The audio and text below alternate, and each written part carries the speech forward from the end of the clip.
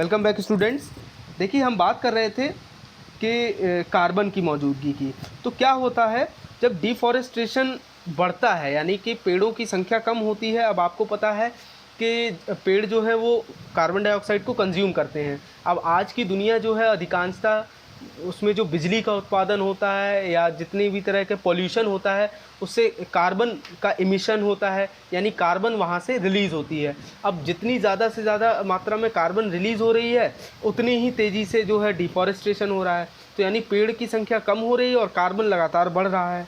इससे क्या हो रहा है, nature has its own meaning of restoring it's losses, यानी कि प्रकृति को लगातार नुकसान हो रहा है।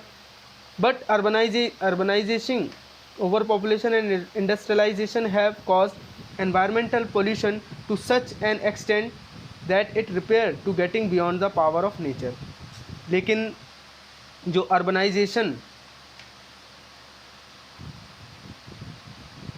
देखिए एक और चीज़ मैं बताऊं कि पेड़ अगर लगातार होंगे तो उनके अंदर ये क्षमता होती है, nature has its own means of restoring it's losses, यानी प्रकृति के पास अपने खुद के ऐसे संसाधन मौजूद होते हैं जिनके माध्यम से वो अपने जो लॉसेस हैं उनको कवर अप कर लेती है। जैसे अगर मैं एग्जांपल के तौर पर आपको बताऊं तो गंगा नदी में अधिकांश एक क्षमता मानी गई है कि उसके अंदर ज़्यादातर जो गंदगी है वो खुद उस अपने आप को क्या कर देती है, क्लीन कर लेती है। उसके पानी के अंदर ये ताकत है कि वो तमाम तरह के जो बैक्टीरियल जो प्रॉब्लम्स होती हैं या जो रेसिडुअल मटेरियल्स होते हैं उनको अपने आप डाइजेस्ट कर लेती है।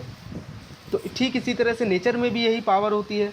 लेकिन अर्बनाइजेशन, ओवर पॉपुलेशन और इंडस्ट्रियलाइजेशन यानी शहरीकरण, जनसंख्या में वृद्धि और औद्योगिकरण होने से एनवायरमेंटल पोल्यूशन बढ़ रहा है to such an extent that it repairs is getting beyond the power of nature, यानी कि जब ये इतनी तेज़ी से एनवायरमेंटल पोल्यूशन फैल रहा है तो जो प्रकृति की क्षमता है, जो ताकत है कि वो अपने आप के अपने खुद के होने वाले लॉसेस को जो फिलअप कर लेती है, रीस्टोर कर लेती है, उसकी जो रेट है, जो दर है वो काफ़ी धीमी हो गई है।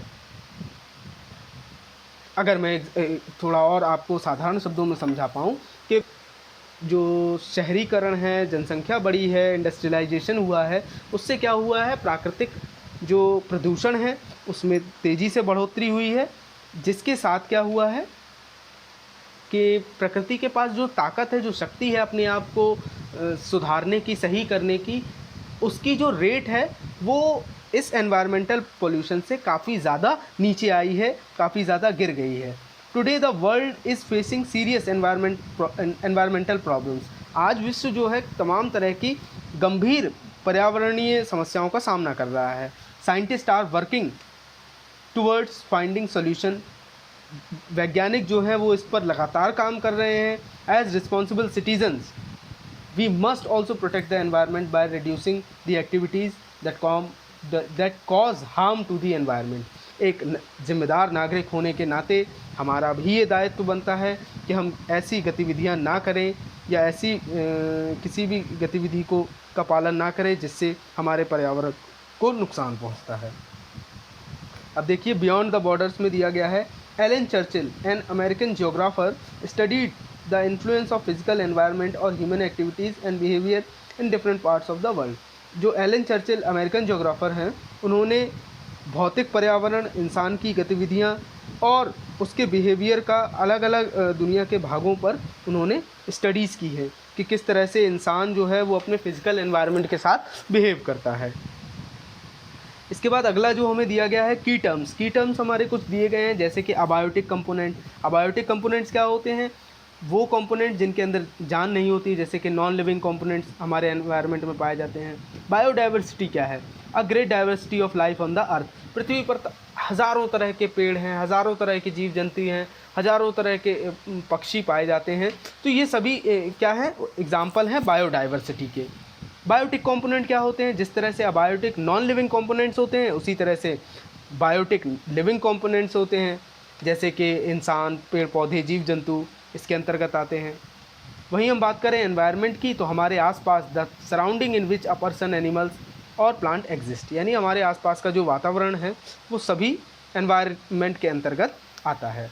अब देखिए यहाँ पर राउंड अप में हमें एक डायग्राम दिया गया है, इसको ज़रा समझ लेते हैं। पर्यावरण को हमने दो भागों में बांटा हुआ था, आप देख सकते हैं, जैसा कि ह्यूमन मेड एनवायरनमेंट और दूसरा था नेचुरल एनवायरनमेंट।